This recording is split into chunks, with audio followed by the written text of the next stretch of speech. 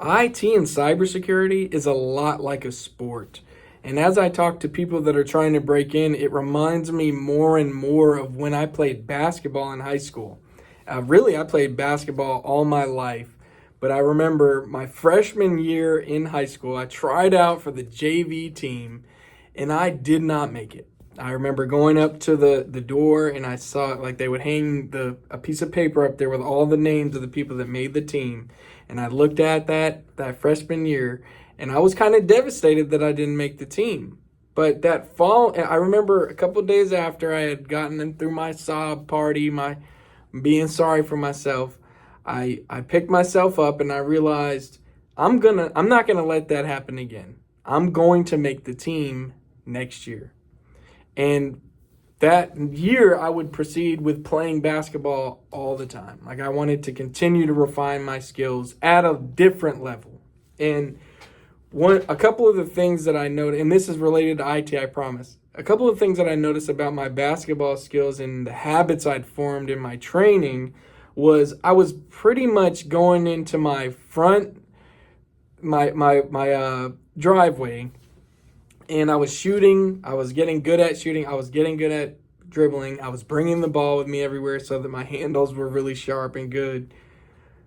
And then I would go to the YMCA, but I was pretty much playing in the same gyms and with the same people in that were either like I was on par with or better. And I don't know if that was just a subconscious thing at the time, but that helped me only get to a certain level. So this next year I joined a travel team. I worked on my skills. I continued to get great at it. My stamina was good. And lo and behold, when tryouts came the next year, I made it. And part of that involved me being involved in the workouts with them, the optional ones, going to these things called open gyms, which means that the gym, the coach opens the gym up and people go in and they can play pickup. And they're more serious though. You're not just going in there to have fun. You're going in there to like play against other people and get better. And the head coach would stop by and watch, and that was one way to get on their radar. So I would make sure to be there, and tryouts came the next year, and I did good. I hit great shots. I dribbled. I made good passes. I made the team.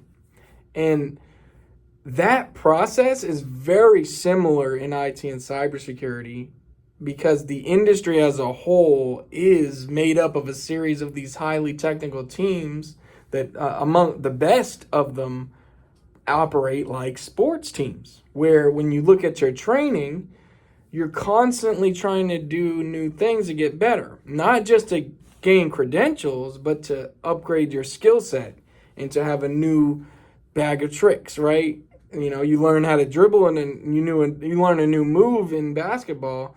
In IT and cybersecurity, you learn new moves as well, especially when it comes to hacking. When you think about trying to break into a pen testing role, then or any really offensive role like that, you are going to work on a sports team. That's the way you have to look at it. And your skill set and your employment is largely determined by your performance. And I can even think back to my IT support days because I started my career in IT as a whole in IT support. And even that was performance based. If someone picked up the phone and they had an issue and they called us and we didn't have a solution, that wasn't personal. They're just moving on to somebody else who does have the solution. So it was very much performance based, and it still is. So as you're preparing, don't get too lost in the sauce of the credentials out there and the degrees. Those all matter, and those are all good HR tools. But the more important element is that you're developing a skill set like an athlete. This is a e-sport. You have to know what you're doing. You have to constantly be good, right? Let's say I got a job as a pen tester, and I was able to show them the skills I've got and they felt good about that. What if I just stopped trying after that? Would I be able to keep my job? In most cases, if I was trying to be on a team that was really good and stay on that team, I wouldn't keep the job if I wasn't doing good, right? And I know there's a lot of factors that come into that, But I'm just saying, when you're doing your training, treat this like you're on a sports team. And if you've never been on a sports team, I really encourage you to start to treat your learning process like you are actively training to prepare for a big event or a game, or if you've ever played any video games and you want to be on the top of the leaderboard every time, or you want to win every time, you've got to keep doing it.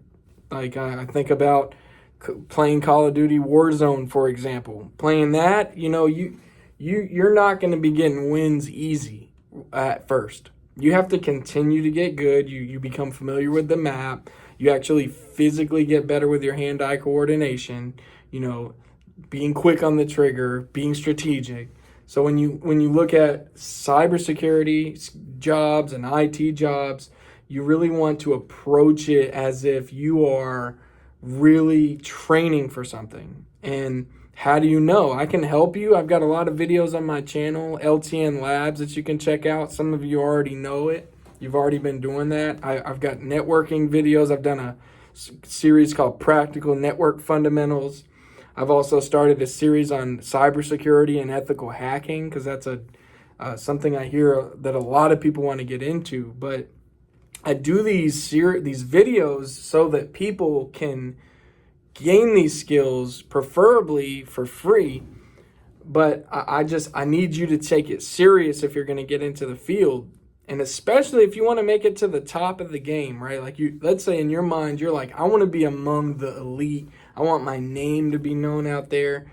That doesn't just come easy. That has to be a work in progress. Like you're constantly working. You're constantly maybe putting content back out there. You're constantly showing these different organizations value. You're bringing value. You're known for how good your work is.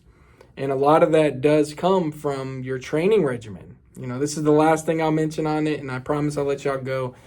If you think about any famous athlete, I think about LeBron James, right? Because LeBron James is often considered as one of the greatest basketball players of all time.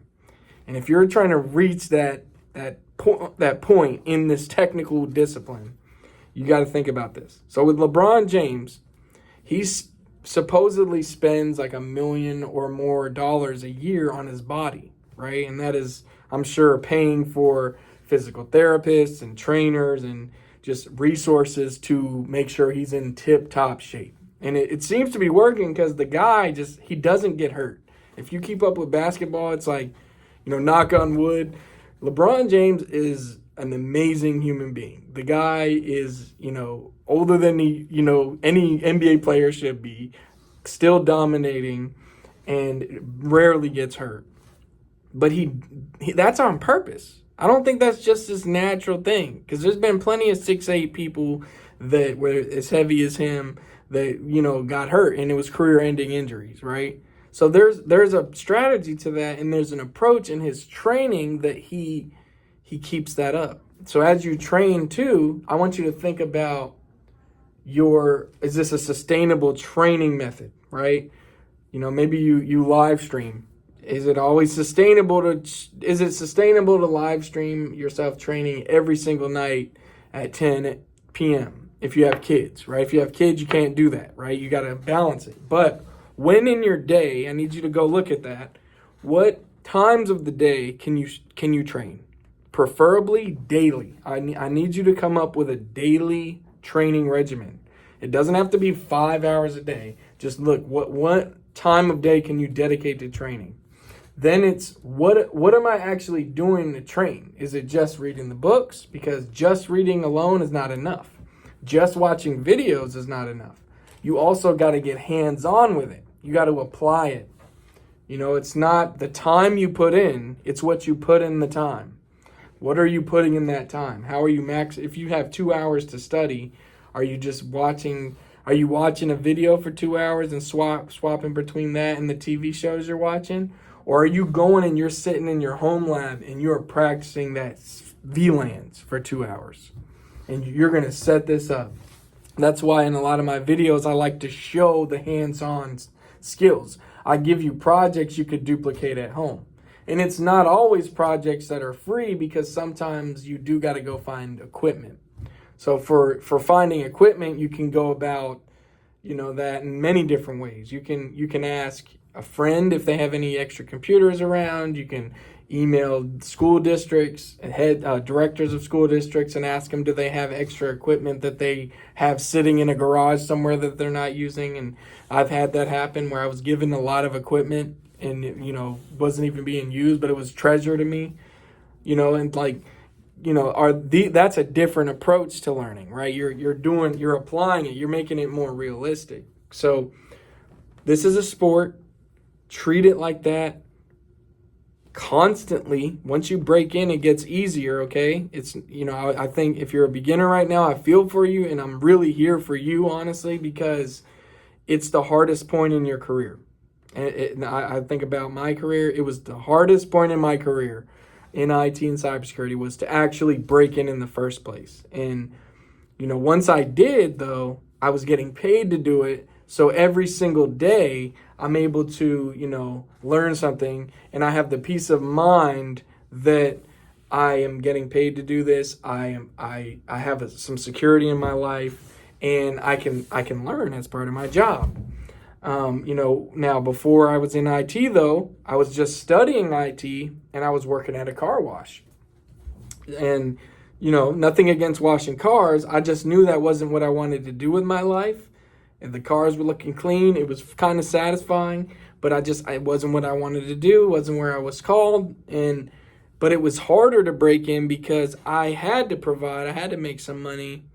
And then, but I also was in tandem trying to study to break into the field. Thankfully, I had an incredible instructor, and a mentor to this day to me, to help me get those skills and understand a lot of these principles I'm sharing with you.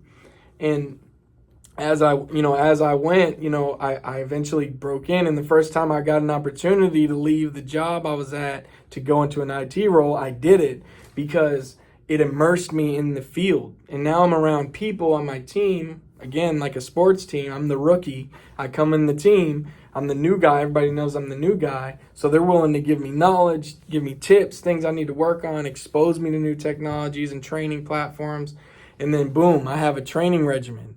And I'm always looking at evolving my training regimen. So I need you to know that when you don't give up, when you break into the industry, it gets easier because you're already on the team. You got on the team. Now you're immersed in it. You're being paid for it. You got a little bit of leeway. Try not to squander that and keep growing in that. So if your company is paying for people to go for training or get certs, take advantage of that.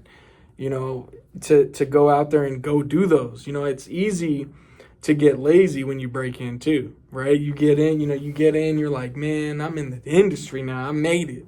And, you're trying to get, you're paid to do it now. And, you might put on a couple pounds. Like I did. Because now it was the first job I ever had where I was sitting down at the computer all day.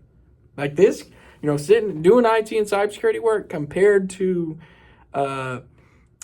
physical manual labor stuff, honestly, is cushy. We complain about burnout and stuff, but it's nothing like climbing up to the top of a building and trying to fix an elevator in the middle of the summer. It's 90 degrees out. So that's a different burnout. That's a literal burnout than in IT and cybersecurity. But I'm just saying to y'all that really understand the implications of what you're preparing for. You're preparing to get into an industry that changes all the time and is like a sport. And I believe you're going to do it. I'm here to help you. If you have any other tips for any people out there, put them below. If you have any words of encouragement or any questions, comment below, and keep learning.